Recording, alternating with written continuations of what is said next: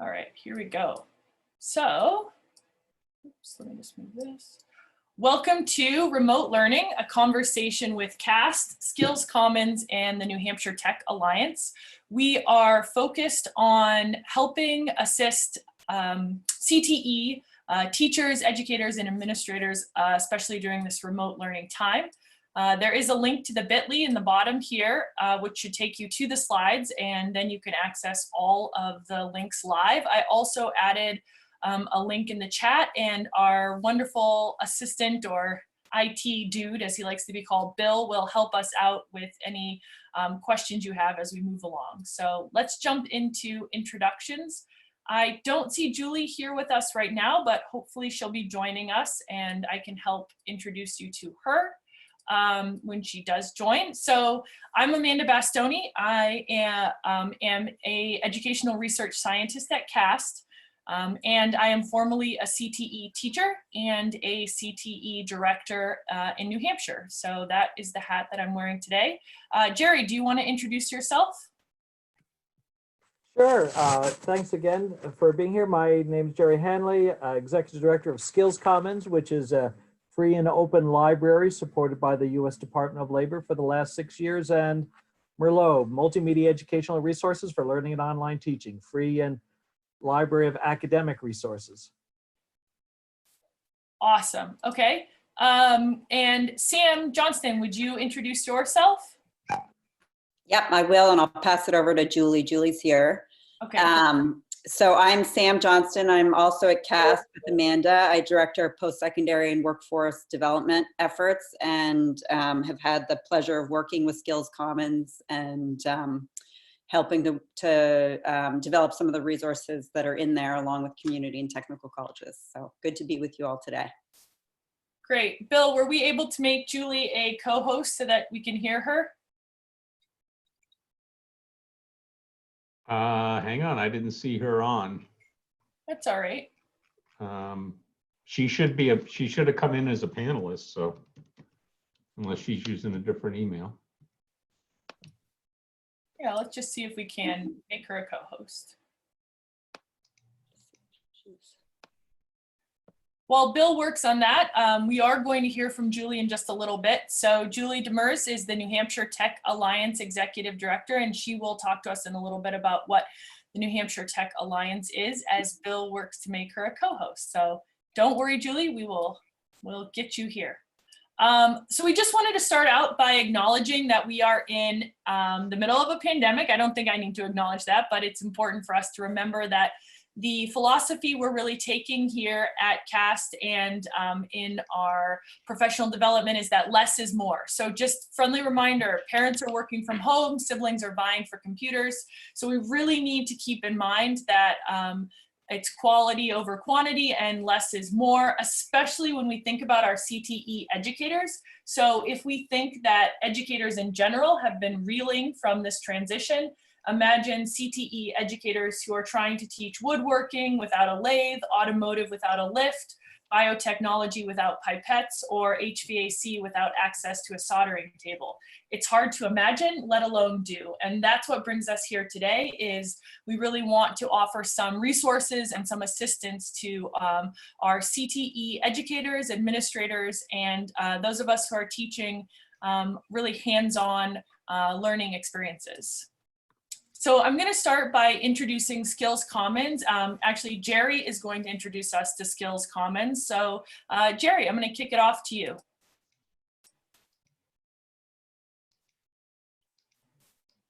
Oh, you're on mute, Jerry. There we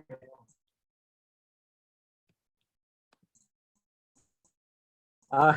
My job and not a burden. And in part, you know, what Amanda's talking about, less is more. Hopefully today we'll provide you with some easy to access resources that will help you be more successful, that you'll really enable you to be successful. So the next one really is, we have a whole set of materials passed and the Department of Labor over many years. You want to hit the next slide. And this library of resources that are available came from the TACT program, trade adjustment distance for community colleges and career technical training. And all this $1.9 billion was supported to community colleges throughout the US, and they developed curriculum, and you can go to the next slide.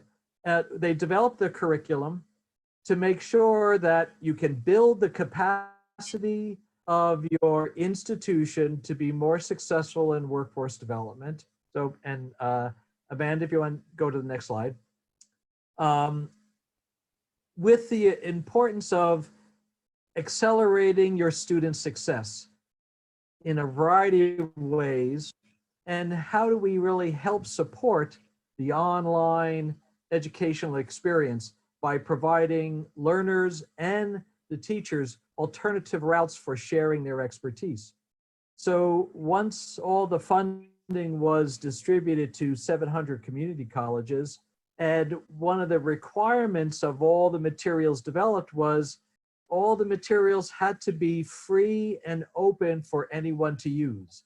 That meant putting a Creative Commons licensing on it. We're not going to go into that here, but just so you know that all these resources, whether they come from California, where I'm from, or Wyoming, or New Hampshire, or Vermont, Massachusetts, all these are here for you to use. And one of the things we've done is working with the New Hampshire Tech Alliance and CAST to try to, again, make it easy for you to find those materials so you can readily adopt it. So you spend your time and talent rather than trying to figure out how do I provide and find information that I can use in my teaching and learning. So I'll pass it, I think, Amanda, I pass it back to you after this slide. Yeah, perfect, Jerry. That's great. So just to reiterate, SkillsCommons is a free and open resource, and we're going to take a deeper dive into how to use it, and we're going to demonstrate to CTE educators really tangible ways that they can use this resource. So now we have Julie joining us. We're super excited. Thank you, Julie. So maybe now what I'm going to do now is Julie's going to explain to us how this resource came to New Hampshire. I know there are folks on here from other states, which is excellent. Again, these resources are open to everyone, but we would like to talk a little bit about how this project came to New Hampshire. So Julie, and you can introduce yourself too, Julie, that'd be great. Okay, great. Thankfully I'm off, unmuted now and able to connect with all of you. So I'm the executive director of the New Hampshire Tech Alliance, which is ultimately a membership organization that serves members that are as early stage as startups all the way through well-established enterprise technology companies in New Hampshire. The one thing about representing tech organizations is the reality that technology spans virtually all sectors. So a lot of our work and the things that we do are aimed at providing educational programs, events, and resources to our membership. And a lot of our work is driven by volunteer committees. And everything that we do, if you reference your screen right now, we try to tie back to the lens and view through the lens of our value pillars. And one of our key value pillars is talent and workforce. So we have a workforce development committee that was established by our board to address the needs of the state and ensure that New Hampshire has sufficient human capital to fill the technology positions that are here. So in sort of looking ahead to those talent pipelines, we understand the importance of partnering with K through 12 partners to do that. So the committee drove a number of initiatives. One is our CS4H initiative, which brings together organizations and to support tech workforce by addressing curriculum. So some of you who are on the call are probably familiar with that work. But the committee also launched an initiative to be a participant in something called the Sector Partnership Initiative for the state of New Hampshire. So under the Sector Partnership Initiative, there are 5 sectors and essentially 5 sector advisors to each of the sectors that connect resources in terms of workforce and education, training and programming with industry. So if industry is looking for talent, talent training programs, ways to get involved with educators in the community and be connected to students. We tried to bridge that gap. So really that was sort of what sparked the conversation with SkillsCommons. And then with everything that happened and our current state and where we are, we saw this as an opportunity to leverage these resources to support educators through their efforts within remote learning. So I won't get too in depth on this. I know this is really Jerry's baby, and he's been a wonderful partner in this. So I'll let him sort of dive into what's been created and what the vision is and the functionality of it as well. Great, Jerry, we're going to talk in a little bit about how to use the New Hampshire Tech Alliance site, but would you maybe just touch on, how you partnered with the New Hampshire Tech Alliance to create this portal into SkillsCommons, just because SkillsCommons includes so many resources? Oh, you might be on mute again, Jerry. Yep, sorry. So, thank you, Julie. And one of the things SkillsCommons is, again, here to first listen to what the needs are of an organization and then try to customize the services to make your lives easy. So right here, this is just a website, and I'll make sure we get the URL in the chat, is listening to what Julie and her colleagues and Amanda have talked about is how can we, the first part, and I'll go into more detail about helping teachers and students prepare for successful online learning. But what we've done for the Tech Alliance is try to identify a number of resources that have been produced by community colleges in partnership with local industries in all different other type of curriculum, and also ways to support the instructors that you have who are often subject matter experts, but might need some guidance in how to deliver their expertise so it can be easily learned by their students. So we have a little course that says Jumpstart for its successful instruction, little mini activities for 20 minutes of interactive activities that can help your faculty and your teachers and your subject matter experts become excellent teachers. So we have a variety of resources here that we develop for the Tech Alliance. And as you might say, oh, I wonder if you have this, and so you can think of me as a gift registry, right? It's where do you put in your request, and my job is to go figure out how to get that for you. And that's why we develop these portals specifically for individual communities. So next slide. Yeah, perfect, Jerry, great.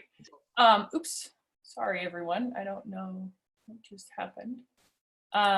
Yeah, perfect. So now we're going to, I'm just going to skip forward. So now we're going to hear from Sam Johnston, who's going to tell us a little bit about Universal Design for Learning. And then we're going to put it all together and show you the resources that CTE educators can use specifically. So Sam, if you wouldn't mind just giving us a brief description of what Universal Design for Learning is, and then we will continue on.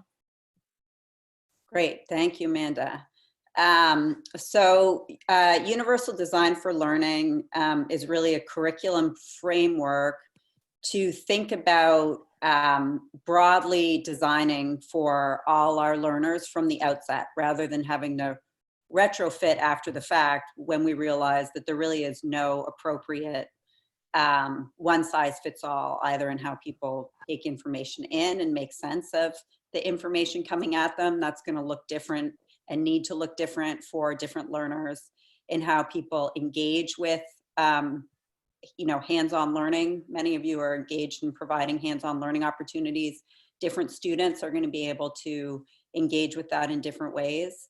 So how do we support students in terms of how they demonstrate skill and understanding, and how we scaffold that so that they're able to effectively demonstrate skill and understanding, recognizing that not all our students are the same, all the way through to how we think about motivation and engagement. So Universal Design for Learning is really a systematic approach to designing for the variability that shows up in all our learning environments. So whether it's, one student to the next needing to take information in different ways, or a single student from one context to the next. The student's going to look very different in a course that they've taken 3 prerequisites for than they are in a topic area that's brand new to them. So we need to proactively design for those differences. And if you look at the 2 images here, it really shows that difference. So universal design for learning really comes out of the idea and architecture that when we think about how we design a building, we design that with our broad set of users in mind. And we just apply that idea and take all the sort of research on teaching and learning, and we apply that to that idea of broadly designing and systematically designing for everyone in classrooms. So on the left here, you have a retrofit of, of addressing the fact that you're going to have some people who access a building using a wheelchair, and it's a pretty unattractive, off to the side secondary entrance into a building called ramp and can, and that can presumably is used for people to smoke cigarettes. So if you happen to be someone who's using a wheelchair and has asthma, you really have no safe way of getting into the building. And it's really, it says a lot to a user of that building about how welcome and how valued they are in that climate. If you look on the right side, you also have a secondary entrance, but this has been universally designed. And what that means is that a person who might be using a wheelchair, who might be pushing a stroller, who might need this entrance for a whole variety of reasons, has access to that entrance. It's beautifully designed. The signage is clear, tells you where you are in relation to the building. There's wide doors that people can get through. That's really systematically thinking about the broad base of users that we have. And we really like to say at CAS that the future is in the margins. And what we really mean by that is if we design for our learners that are the least well served by one size fits all, we end up creating approaches that are essential for them, but they're often very effective for many. So if you think about these secondary entrances, the universally designed one on the right is certainly essential for someone using a wheelchair, but it's also very effective for someone pushing a stroller, for someone who needs a wider entrance because they may be carrying, those books like lawyers do, those books on briefcases or on wheels. So there's a whole range of reasons we do that. When we think about open education resources and universal design for learning, what we really think about is the work to scale up open education resources by really designing for all our users. And your users in career and technical education are going to be variable in all the ways learners in any environment are. So we want to think about several things. We want to think about effectiveness. When we address really systematically designing for all our users, we have to make sure that it's effective. What's the goal? How do we make sure our broad base of learners can get there? Mixed use. Many of you have gone from teaching face-to-face. You're now maybe going to have to use some new resources online, and then you may go back to having to use them in the classroom, and you might continue to use them in a way that's partly in the brick and mortar classroom and partly online. So really thinking about how we design these resources so that they can be used in different settings.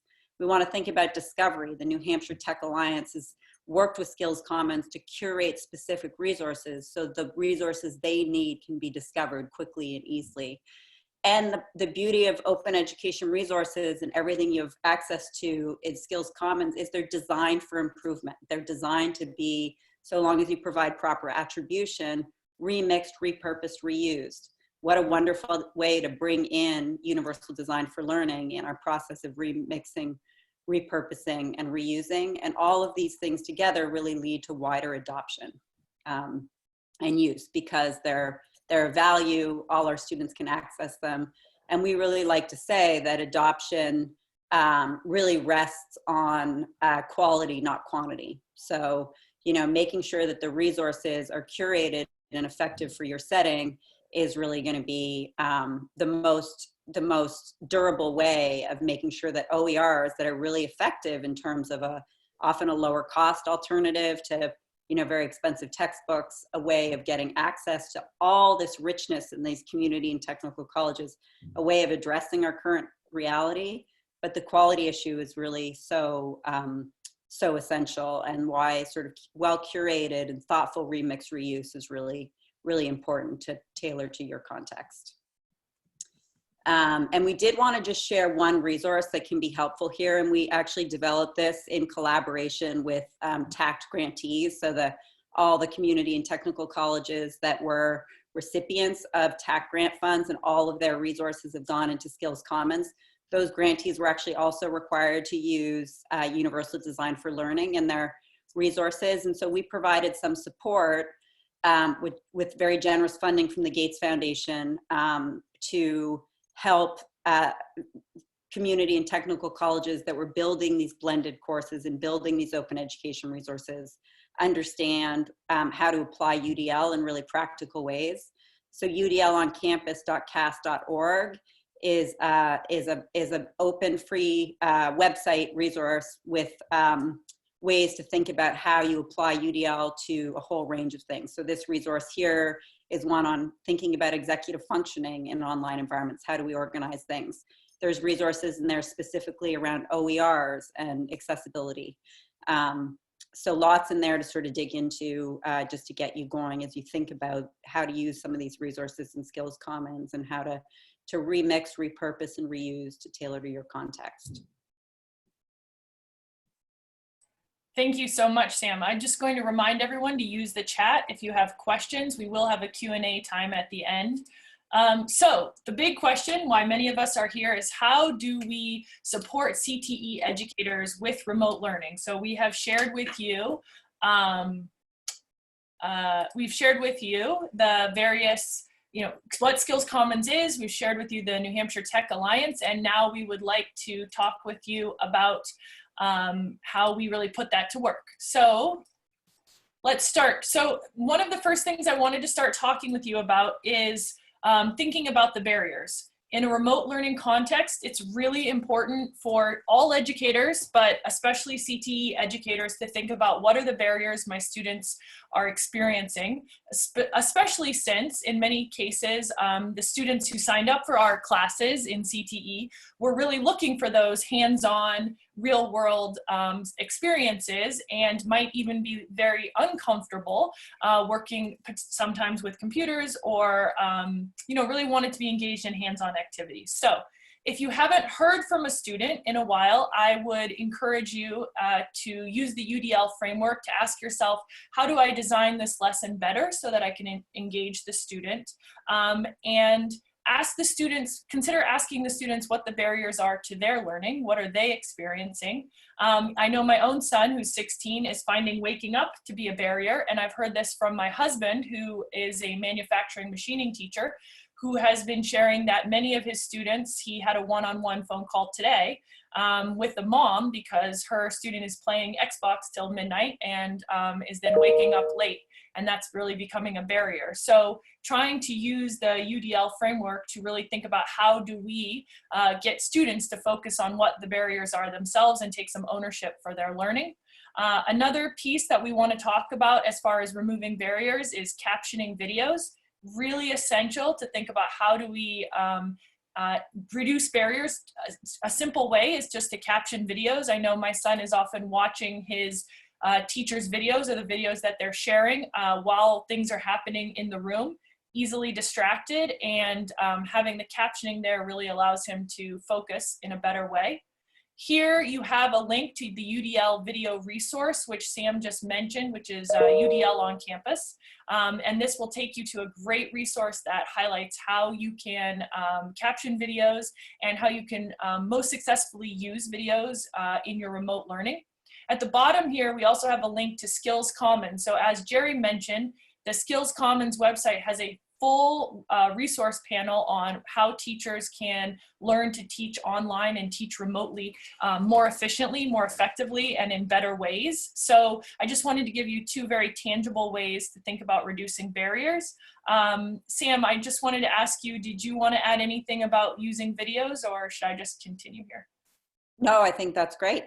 It's okay. great. Perfect, good. So the next thing that I want to encourage all CTE educators and administrators to think about as we're moving into this remote learning world, or as we're working currently in the remote learning world, is to really focus on the learning goal. So here I've linked to checkpoint 8.1, which comes from UDL, but you want to make sure that you focus on what the learning goal is. And by that, I mean, if we are asking students to answer questions or respond to us, can we offer multiple ways? So do we need to have students respond in a written format, or could they make videos and send those videos back as responses to us? Because oftentimes, if we just require students to answer in essays or in written format, what we're really assessing is their ability to write, not necessarily their ability to understand a manufacturing term or to use a tool safely. So even though it seems potentially easier to ask students to respond in a written format when we're teaching remotely, I really want to encourage folks to think about how can we offer multiple ways to demonstrate learning. One thing that I was thinking about and brainstorming as I prepared for this webinar was maybe asking students, what are the 3 most important things you would like to learn in the time that we have left remaining in the school year, and maybe designing some assessments and designing some projects that are really based on the students' goals. And what that does is it encourages students to engage by having them take ownership of their own learning. Interestingly, I have down here, SkillsCommons has some excellent open educational resources that are actually self-paced courses, and they have some really fantastic health science self-paced courses, and there's a link to that right here. I included that because I thought how interesting if a student did share what one of the tools that they would be interested in learning, or one of the concepts they would be interested in learning, and a teacher was able to go into SkillsCommons and find a self-paced course on that topic. So I know they have an intro course to EMT that students can access through through SkillsCommons for free. So it might be a way for teachers to really find some useful resources and disseminate those to the students. The last thing I wanted us to think about as we teach CTE in remote learning environments is to make sure the learning is relevant. So I know that that can be difficult if you're a CTE teacher who's used to having a specialized lab. You don't have access to an automotive lift anymore, but let's think about how can we keep the learning relevant. So here you have a link to UDL checkpoint 7.2, which talks about why this is important. I do want to tell you a quick story. So my husband, who I mentioned is a woodshop manufacturing teacher, was wondering how to make the learning relevant around his woodshop. And so I wanted raised beds made. So he took on the project of making raised beds. He's been taking photos and videos and asking the students to price out with him the cost of the wood. And that's maybe one assignment. And then what kind of screws should they be using? How do they make sure that they're weatherproofing? What kind of wood should they be using? He's been calling parents to see, check up on students, make sure they're engaging. And the report back from parents has been unanimously positive. In fact, parents are now asking if their students can make raised beds for them. So, it's really important to think about how do we make that, the learning that's happening right now relevant, especially since, we cannot underestimate the fact that we are in a pandemic, and it's going to be very difficult for students to engage in learning if they don't feel it's relevant and they don't see the use personally. Another idea I heard from a manufacturing teacher was he purchased a 3D printer. And I know some other educators who utilize the school-based 3D printers to make masks for hospitals, for local hospitals, and then use that in their teaching. So just trying really hard to make the learning relevant. And another tactic could be to ask students to share the projects they're doing around the house or projects they might want to do around the house.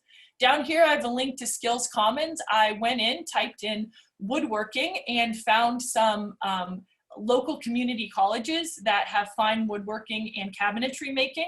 My husband was extremely excited to share that with his students.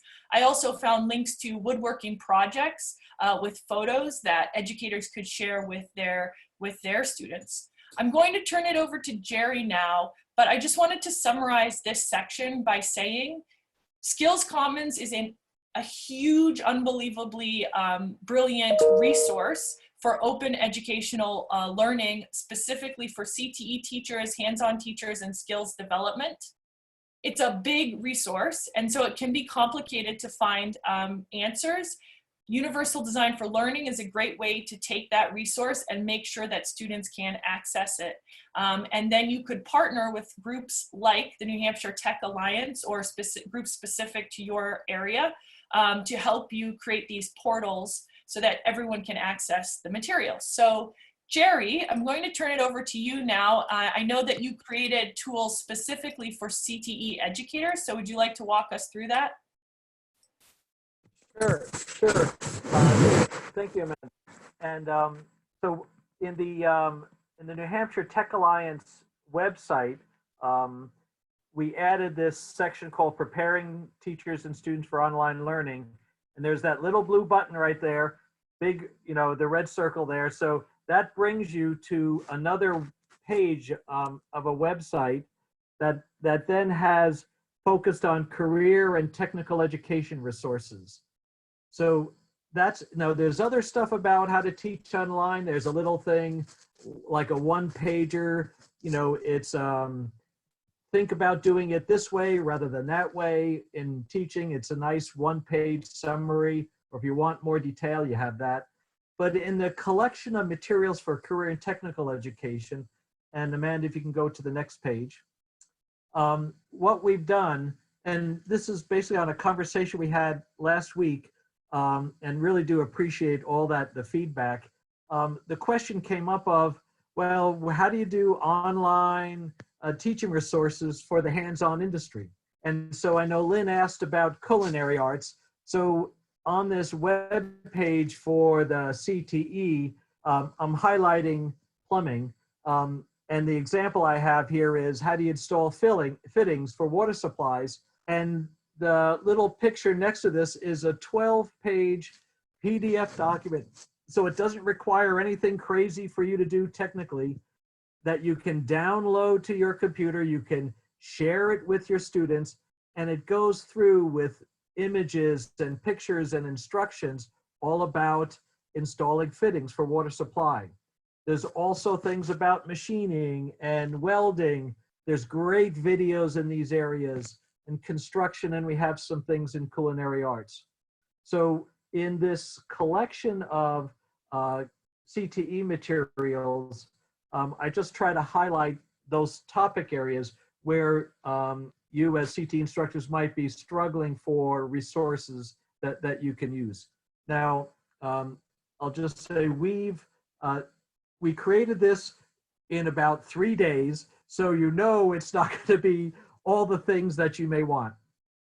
So what you should do, right? You can let Amanda know, you can let Sam, however you want to give your feedback, and we'll continue to kind of Uh-oh.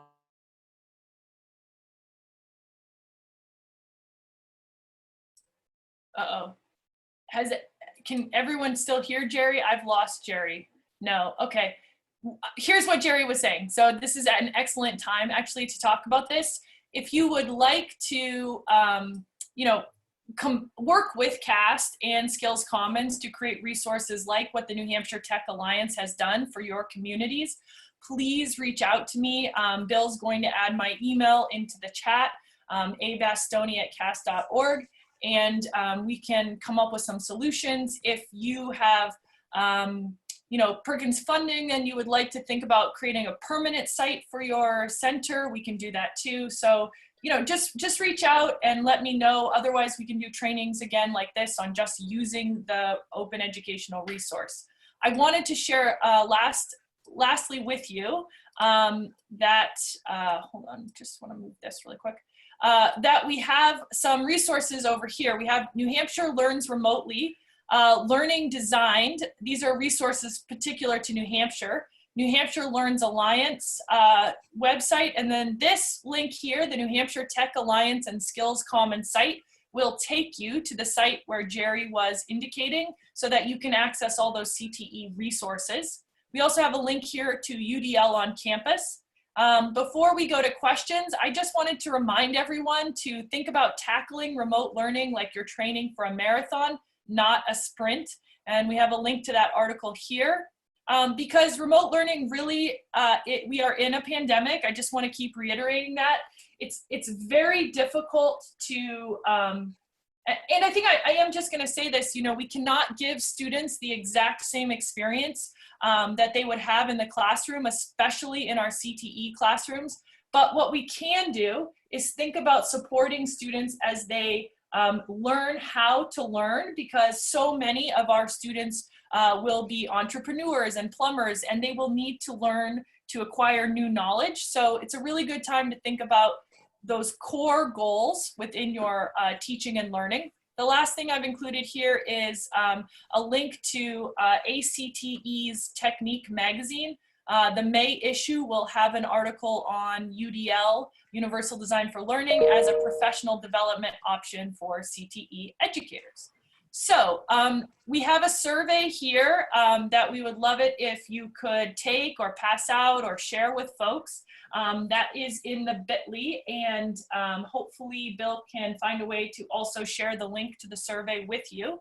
And now I wanted to turn it over to questions. So Sam, Bill, or Julie, are you seeing any questions in the chat that we could start to address? Let me go back here and see what we can find. Can we give the bit.ly or URL again? Yes, we definitely can do that. Let me find a way to do that. How can we access these links to your presentations? So let's see, you can use the bit.ly, which I will share again, to access the presentation, and you can email me here at abastoni@cast.org, and I will share this video with you because we're recording it. It will also be shared for New Hampshire on Learning Design website, but please shoot me an email if you would like a copy of this video, or if you would like a certification of attendance. I know there might be educators on here who could use some professional development hours, or we'd be happy to share a certification of attendance. Bill just shared the survey with everyone. That's great. It's also in the bit.ly link. Bill, could you share the bit.ly again? That would be great. Let's see what else. I don't know if Jerry's still with us, but there were a couple questions that I saw come through regarding content on the site, specifically around gaming design and programming, and then also culinary. And I know some of those questions were addressed, but I wonder if it's worth going through the navigation or kind of diving into the site a little bit. Okay, hold on. That's a great idea, Julie. So hold on one second. I'm going to share my email one more time. If folks are interested in a certificate of attendance, just please email me directly. As far as using the SkillsCommons website, I'm hoping that Jerry will join us again. I could talk you. I'm here. Oh, okay, great, Jerry. Thanks. Do you want to talk us through or take over screen sharing just to show? There are quite a few questions that are coming up about if there's video game design or anything like that. Do you want to take us through that, or do you want to, what's the best approach? We have about 20 minutes left. Okay, great. How about if you stop screen sharing, I'll screen share, and I'll just give a little walkthrough through SkillsCommons. How's that sound? That sounds excellent. That's great. Okay.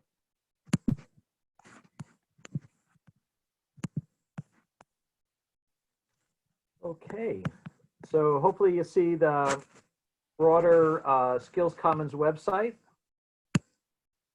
And I'm going to show you, I'll give you a little overview. So this is a website. If you want to type in culinary, I know there is, you can just type in your keyword and do a search. And so here are 54 materials that have culinary in it. And you have, and if you look on the left-hand side here, let me just see if I can make this a little bigger so it's easier to see, right? You can see there's culinary and food manufacturing, in accommodation and food services. So these are different topic areas. These are your NAICS codes topic areas there. So culinary is in a variety of industry sectors. And then it's also, if you can look for different types of materials. Here's some presentations. And if I just want to look at how can I find a presentation about culinary, I can look at that. Or here's some workshop training materials. So you can begin to pick materials of different types. And then they also have different degree types. So if I just want to look at, is there a hybrid or blended course? I can just pick those 3 items. And so here's the City of New York Culinary Arts Contextualized Mathematics. So using math, and so here's the description of it. And here are a bunch of Word documents and some final exams. Now you can see that here are the syllabus, and these are kind of large zip files that you can download and then edit it as you wish. And I think this is Sam's critical point around UDL is because these are all, you can revise them to meet your needs of your students here. So that's just a little, one way to find materials is using just the keyword search option here. And if you want to kind of explore a little bit, all the things that might be in here. So here's our little, we call it industry wheel. And you can simply run your cursor over the different sections and it tells you what the subject areas are. So we had some interest in, so we had healthcare questions, so working in hospitals, and then we have some IT type things. So we can just click on what do you have in IT, and we have a variety of areas there. So, and Jerry, you have some questions around the self-paced classes. I did share a link to what I found, but if you wanted to show how to access that as well, and then some childcare or early or education also. So I'm just going to point you to those 2 directions as well. Great. Okay. So now what I'll show you too is that this is, here is the website for the New Hampshire Tech Alliance that we put together. And I think that this is the one, Amanda, that you might be referring to. So we have, if there are some teaching online, how do you prepare yourself for teaching online? Here are some recommendations, and here are some courses that if you want to take, their little mini courses about getting started and addressing student readiness. And so to get these courses, you just click on the preview if you want, and it opens up, and notice you don't have to pay anything. You don't have to log in. These are just all here for you to use, and you can help just kind of go through yourself about these resources that was put together and then free for you to use here about looking at student readiness for online learning. Okay, so that's some of the courses there. So Amanda, was that the one you were thinking about, or? Yeah, Jerry, what I found is, so you have like, I went to SkillsCommons and found some open for learning courses through the TAC program and then Merlot. And it says, I had standard precaution, pathogens. I shared the link in the chat so people can view those if they're interested, but there's health science, self-paced courses. There's information about the instructor that created the course. And, so I did share that in the chat. Are there resources, Jerry, for either video game people who teach video game stuff or people who are teaching students that want to be educators? I mean, I'm throwing a lot at you here that we didn't prep for exactly, but I've been, so we have teachers who are curious about who teach video gaming, and then also teachers who do early childhood education and or childcare. Great. Okay. So video gaming is, so again, just like a Google search, I just typed in video gaming, and that then pulls up, 1,000 materials. And then I think what you can then look at is, so here are the different types of materials for video gaming, videos for instructional materials, simulations, some presentations. And so they have some hybrid courses, some tutorials. So there's a lot of materials about video gaming. And what you can do is you can say, well, if I want to know about, let me just try to narrow this down a little bit, is I'm just looking for like maybe a full course or just syllabi, right? I'm trying to think about how do other people teach this. So then here is a list of those materials, and I'm guessing this is something from New Hampshire, right? New Hampshire Concords Community College. And so here's a syllabus, and I can just, again, I'll just show you, I can just click on that and bingo, here's your syllabus, and you can see of New Hampshire T1 Concords Community College about teaching video gaming, right? Yeah, that's great. And then then we had a couple, I'm sharing some answers now with panelists about engineering, and then I don't know if there's any about childhood. Oh yes, yep. So what I'm going to do to show you real quick here is, so SkillsCommons is focused on workforce development, and we have another website, and I'll just go to that. So Merlot, sometimes you need a glass of wine at the end of the day, but Merlot itself is another large collection of materials. And so, let's see, you wanted engineering? Yep, I found engineering in SkillsCommons, but show them through Merlot. That's great too. Right. And so is there anything particular in engineering? I know we have an engineering teacher here, Karen Fabianski from Conval, and Karen, is there anything within engineering that you would like us to search right now? Not seeing anything, but I know mechanical, she said. Right. How about I'll do that? So, so here you can type in what you want. And so I typed in mechanical plus engineering because I want those two terms. So what shows up in Merlot is, the first thing is, here are all, there's 1,000 materials, right? Again, you go, oh my God, I don't want 1,000 materials. And I may just want to look for materials in engineering that might be used as, there's open textbooks. Maybe I'm looking for simulations, right? Because I want the students to practice and thinking about solving engineering problems. So here is some, and again, I'm not an engineer, I'm a psychologist by training, but here's a mechanical design toolbox, and here's a description of it. Some people liked it, and I can simply click on a button, and it says I'm leaving the site, and now I'm going to the mechanical engineering toolbox that then has software and tutorials that I can go look at. Okay, so I just want to give you a sense of that. But yeah, that's great, Jerry. Good. What's important about Merlot too is it also searches 70 other libraries that are out in the world, open free libraries. So these are all other free materials. So MIT's OpenCourseWare, and you may want to look at, oh, I'm just interested in the community college's Open Textbook Collaborative.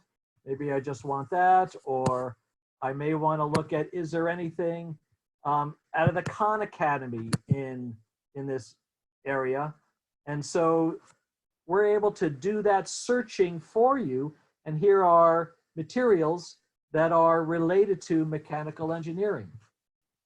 Great. Jerry, I'm going to pause you for 1 second. No problem. So we have a few questions. Yep. So let's just pause for 1 second. So I guess what we're trying to show you, just to recap, is that tons of free resources on whatever topic you're interested in. Some folks, Jerry, have used the New Hampshire Tech Alliance and gone to the CTE portal that you showed us. And the feedback is that they're being asked for some info. So it says, it prompted me for a login. Are all the accounts free? Oh yeah, so you know that I must have, there must be an error in that URL. So I'll go after this webinar and fix it. All of this should be freely open for you to use. So Okay. you shouldn't have to log in or anything. So sorry about whatever that problem is. Okay, great. So just so everyone knows, what Jerry's telling us is that because remember, he's designing this for us as we've been, speaking with him and asking him questions and asking him to do this. So based on this feedback today, he'll go in, address that bug, and all of these are going to be free and are free resources, so everyone can access them. I'm seeing some questions, so Jerry, I mean, science and firefighting, I mean, it does feel like there is a little bit for everybody, although I know there's a ton on manufacturing and health sciences, but I'm assuming that whatever is basically taught at the community college would be found on these OERs. Is that a safe assumption? Yep, and correct, in Merlot, we have a whole section on fire safety. So if you want that, yep, and we have stuff in SkillsCommons. So, and again, as these topics float up, then I can kind of do some curation to make it easy, where you just click on a button and then I'll find the culinary arts or the fire safety or whatever it is you need. Great. So just to be respectful of time, we have about 7 minutes left. We really appreciate everyone attending. We had almost 100 participants joining us, which was fantastic. I have shared my email again. Please reach out if you'd like a certificate of participation. We're happy to get that for you, and I'll email it back. We also are happy to collaborate with your CTE center, your organization, to bring professional learning in the form of UDL.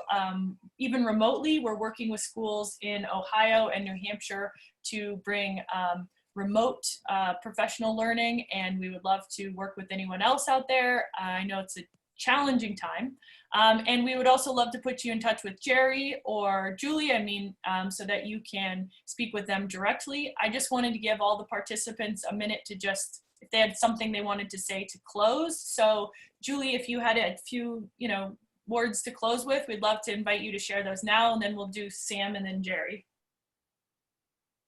Sure. Thank you so much. I just appreciate the opportunity to participate. And if anyone on the call specifically from New Hampshire is looking to get more engaged with the Alliance and have forged some closer ties to the technology industry, please feel free to reach out to me as well. I can share my email in the comments. We're always looking for opportunities to bring educators and industry together. So happy to make introductions, potentially get you involved in committees, and would welcome any feedback on the site as well. So thank you.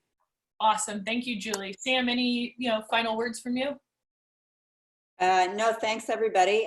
The only thing I would say is, please reach out if we can help you think about, addressing UDL in the context of your OER strategy. And just to remind people that both, I put it in the chat, but both OERs and UDL are part of Perkins 5 and allowable uses of funds. So, necessity, as they say, is the mother of invention. And I think we're realizing the importance of making our materials broadly available to to all learners, to really reach all our populations in CTE. And, you know, this repository, SkillsCommons, and, you know, thinking about remix, reuse, redesign related to all our populations is just, it's an opportunity to really make sure that all our learners can engage with what we're offering. Yeah, that's awesome, Sam. Thank you. Jerry, any final words from you? Real quick, I'd say, everyone, you have such talented people here. Sam, Julie, Amanda, and everyone else in the community. Leverage their expertise. Our job here with SkillsCommons is to provide you a gift and not a burden. And we're happy to continue to work with you and support all the things that are going on in New Hampshire. Awesome. Jerry, I did, there was one quick question since we have a final minute. Are any of these resources, do any of these resources have like expiration dates or have dates where privacy, it says, how do you know if any of these resources have signed off on a date, on a data privacy agreement with states? I don't know if that's an easy thing to answer or. Yeah. So all the materials in SkillsCommons were required to have a particular type of license that they will be free and open for you to use and customize forever. Now, someone could create derivative changes and they create their own stuff, but everything that you got in SkillsCommons doesn't have a kind of a disappearance date. But what you do need to do is realize materials that were developed 5 years ago, there might be different standard changes, whether you're in construction or healthcare. So your expertise will always be important to say, you know, have there been changes in what I need to teach? And I may just use, you know, 60% of what's there or 80%, but I might have to update a few things. So that's going to, again, realize in any library, life progresses. And so you just have to make sure you can keep some of those things contemporary. That's awesome, Jerry. Thank you so much. Okay, so ending 2 minutes early, but goodbye everyone. And we really appreciate your time and efforts. And please do reach out. I'm going to just share my email one more time if you would like a certificate of participation or a copy of the recording, or if you'd like to get in touch with Jerry, Julie, Sam, or I. So thank you everyone for joining us. Really appreciate it.